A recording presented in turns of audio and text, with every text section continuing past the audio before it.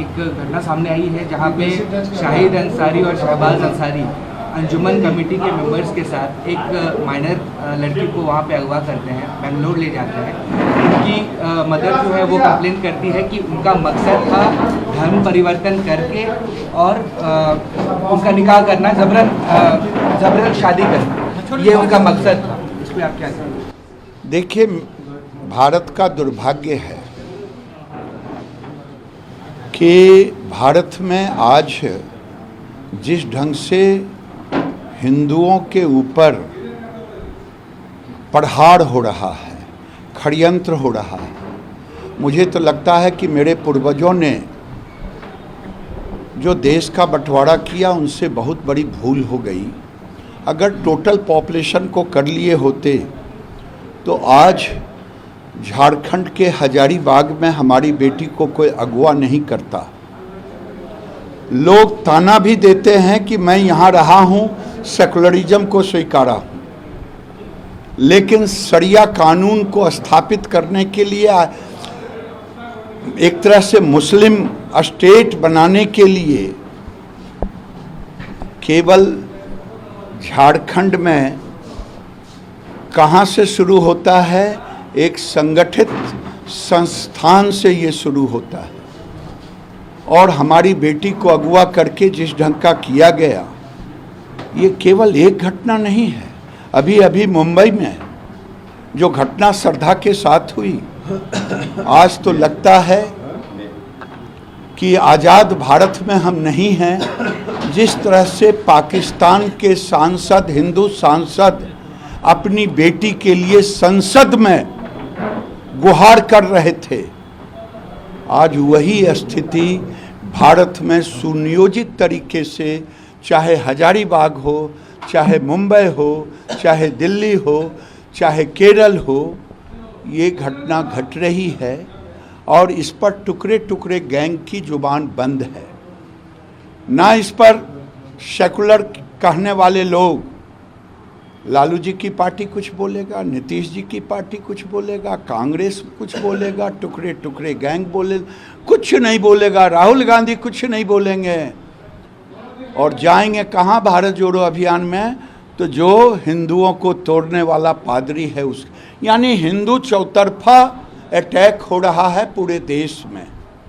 और ये एक षड्यंत्र है, कहीं लव जिहाद के नाम पर, कहीं धर्म परिवर्तन के नाम पर। और जैसे पाकिस्तान के संसद ने कहा कि जब मैं थाने गया तो डीएसपी ने कहा कि लड़की ने स्वतः धर्म परिवर्तन किया, उसी तरह से फिर हमें यही सुनना पड़ता है। और बिहार में तो जितना थाना है, एडमिनिस्ट्रेशन है, वो तो सुपर सेकुलर है। सरकार सेकुलर है, वो सुपर सेकुलर है। और देश की स्थिति वही है। झारखंड उसमें नंबर 1 है। पहले वहाँ स्कूलों में शुक्रवार को छुट्टी होती थी। जब मीडिया के लोगों ने, मैं तो धन्यवाद दूंगा मीडिया के लोगों को, फिर बिहार के अंदर, और बिहार के अंदर जो हो रहा है, तो ये एक सुनियोजित षड्यंत्र है।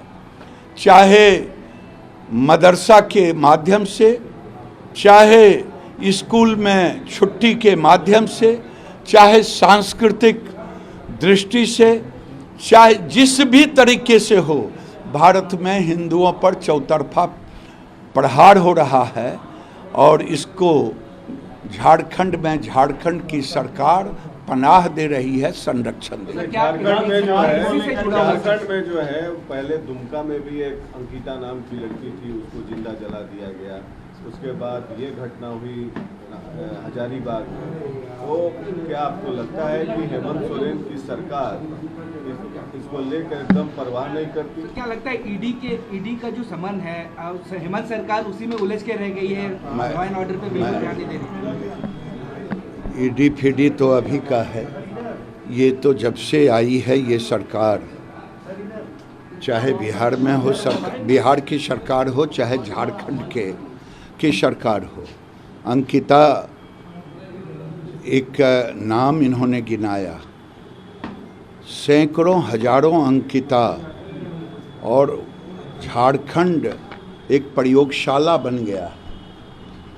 हिंदुओं पे चौतरफा प्रयोग का, चाहे स्कूलों में छुट्टी का, वही झारखंड से शुरुआत हुई। अंकिता का वहीं कभी मुख्यमंत्री नहीं गए, यानी वोट भगवान की लालच में ये सेकुलर सरकार कहने वाली कि जुबान नहीं खुलेगी। मैं यही कह रहा हूं कि आज देश को ही जगना पड़ेगा इसके लिए कि हमें न्याय दो, हमें सुरक्षा दो। लेकिन एक बात बताइए कि श्रद्धा वकार को जिस तरह से वाकर को मारा गया, जिस तरह से आफ्ताब से उसने लिव इन रिलेशन में वो रह रही थी, उसके बाद उसको 36 टुकड़े में काटकर फ्रीज में रखा गया, तो आप ये कह रहे हैं कि ये लव जिहाद का ही मामला है?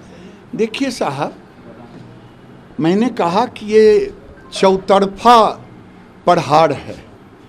कहीं झारखंड की घटना है जो उठा लेते हैं, ले जाते हैं, कहीं श्रद्धा की घटना है जिसे हर तरह से जाल में फंसाया, प्रेम जाल में फंसाया। ये एक षड्यंत्र है। मैं जो कह रहा हूँ, ये देश में ये इस्लामिक स्टेट बनाने के लिए षड्यंत्र चल रहा है, और जिस हिंदू की लड़कियों को प्रेम जाल में फंसाते हैं, अगर वो मुस्लिम धर्म नहीं स्वीकार करे तो फिर उसकी दुर्गति श्रद्धा की दुर्गति ही होती है।